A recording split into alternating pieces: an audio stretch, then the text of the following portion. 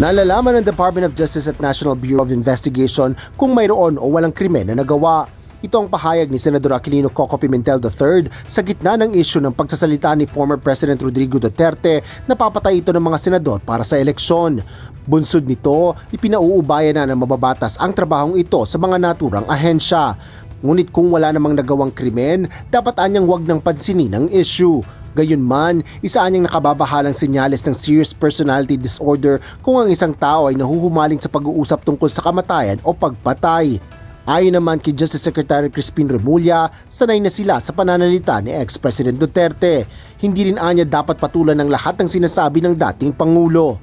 Well, the senators themselves complain that we have reason to act on the matter. Kasi siyempre sila yung endangered ng ganong statements.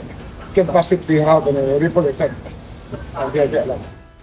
Asher Kadapan Jr., UNTV News and Rescue.